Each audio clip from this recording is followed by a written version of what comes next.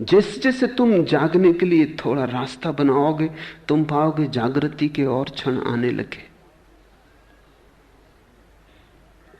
तुम जितना जितना जागृति के लिए उत्सुक होने लगोगे, प्रतीक्षा करने लगोगे, उतने ज्यादा क्षण आने लगेंगे।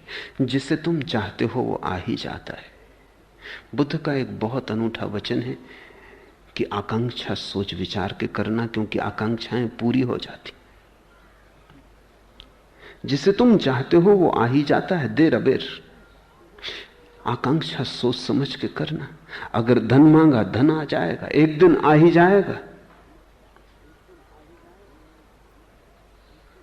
अगर पद मांगा, पद आ जाएगा, एक दिन आ ही जाएगा। क्योंकि आदमी जो चाहता है धीरे धीरे उस तरफ खिंचता चला जाता है। जिसकी आकांक्षा होती है उसका प्रयास भी होने लगता है। जिसका प्रयास होता है उसकी प्राप्ति भी होने लगती है। सोच के मांगना, क्योंकि जो मांगा है वो मिल जाता है।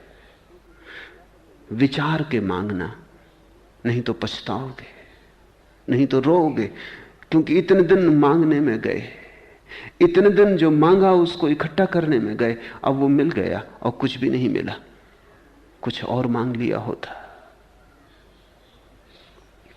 प्रमाद में मत लगे रहो। पूरी जिंदगी जिसे तुम जिंदगी कहते हो एक गहरी नींद है, जिसमें तुम करते बहुत हो, होता कुछ भी नहीं, चलते बहुत हो, पहुंचते कहीं भी नहीं, जिसमें तुम सिर्फ मरते हो, जीते नहीं। कामरति का मत गुणगान करो, मत गुणगान करो वासना का। क्योंकि जितना तुम गुणगान करते हो अपने ही गुणगान से प्रभावित होते चले जाते हो। आदमी आत्मसम्मोहन में गिरता है। तुमने कभी सोचा, तुम जिस चीज का गुणगान करते हो वही चीज तुम्हारे मन में समाने लगती। गुणगान तुम्हारा ही तुम ही को प्रभावित कर जाता है। बुद्ध और महावीर दोनों ने कहा है, काम कथा मत सुनो। लेकिन काम कथा ही लोग देखते हैं, सुनते हैं। फिल्म हो कि रेडियो हो कि किताब हो कि उपन्यास हो कि कविता हो, लोग काम कथा ही सुनते और पढ़ते हैं। और फिर जब काम वासना जोर से पकड़ती है, घबराते हैं। तब कहते हैं ये तो बड़ा मुश्किल है, इससे छुटकारा कैसे हो। उसी को आरोपित करते हैं, उसी को सींचते हैं, उसी को संभालते हैं।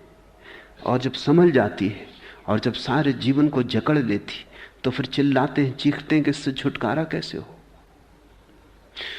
काम वासना वस्तुतः कुछ भी नहीं, सम्मोहन है।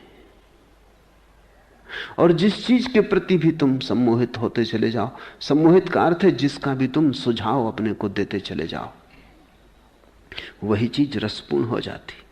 रस आदमी स्वयं डालता है। रस वस्तुओं में नहीं, तुम डालते हो। इसलिए प्रत्येक संस्कृति, प्रत्येक सभ्यता अलग अलग तरह की चीजों में उत्सुक हो जाती है। पर जिसमें उत्सुक हो जाती है उसी में सौंदर्य और काम वासना का जन्म हो जाता है। हजारों संस्कृतियां जमीन पर रही, उन्होंने अलग अलग चीजों में सौंदर्य देख लिया है। जिसमें सौंदर्य देखना चाहा है वहीं दिखाई पड़ गया है। बुद्ध कहते हैं, कामरति का मत गुणगान करो, रुको, सोचो। क्योंकि जिस चीज का भी तुम गुणगान करोगे तुम उस तरफ अनजाने आकर्षित होते चले जाओगे। आदमी अपनी ही बातों से प्रभावित हो जाता है। तुमने कभी देखा, रास्ते में अंधेरे में किसी गले कूचे से गुजरते हो, अकेले हो, डरते हो, गीत गुनगुनाने लगते हो या सीटी बजाने लगते हो। क्या फायदा सीटी बजाने से? तुम्हारी सीटी है कोई, इससे कुछ सार तो ना हो जाएगा। लेकिन अपनी ही सीटी की आवाज सुन के हिम्मत बढ़ जाती, जैसे कि अकेले नहीं हो। गाना गुनगुनाने लगते हो, अपने ही गाने की गर्मी शरीर में आ जाती, लगता है जैसे अकेले नहीं हो। तुमने अपने जीवन को अपने ही सुझावों से भर लिया है। तुम उन्हीं में गिरे हो, उन्हीं में दबे हो। तुम्हारा सुझाव ही तुम्हारा संसार है। तुम्हारा आत्मसम्मोहन, ऑटो हिप्नोसिस ही तुम्हारा संसार है। और जब बुद्ध या शंकर कहते हैं संसार माया है, तो तुम ये मत समझना कि इन वृक्षों चांद तारों के संबंध में कह रहे हैं।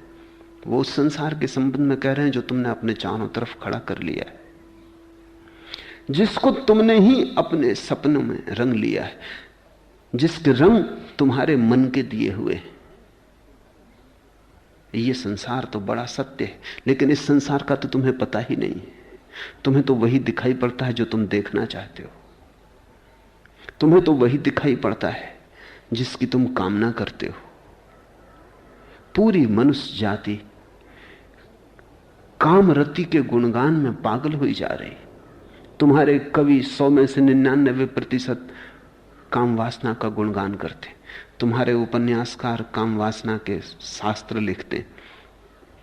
तुम्हारे फिल्म निर्माता काम वासना की फिल्में बनाते। हर चीज काम वासना के आसपास घूम रही। अगर कार भी बेचनी हो तो एक नग्न स्त्री को या सुंदर स्त्री को उसके पास खड़ा करना पड़ता। कार नहीं बिकती, सुंदर स्त्री बिकती। कुछ भी बेचना हो, दंत मंजन बेचना हो कि टूथपेस्ट बेचना हो, तो एक स्त्री के हंसते हुए दांत दिखाई पड़ने चाहिए। वो दांत बिकते। कुछ भी, छोटी सी चीज से लेकर बड़ी चीज तक, सारे बाजार में काम वासना बिकती। और फिर तुम राम को पाना चाहते हो, मुश्किल में पड़ जाते हो, अपना ही दलदल खड़ा कर लेते हो, उसमें खुद ही उलझ गए हो। बुद्ध कहते हैं कामरति का मत गुणगान करो,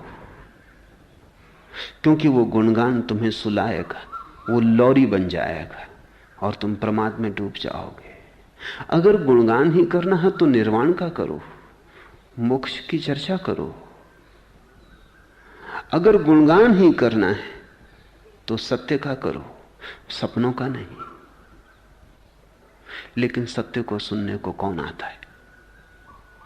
सत्य का गुणगान सुनने की किसको इच्छा है? सत्य की बात ही सुन के कड़वी लगती।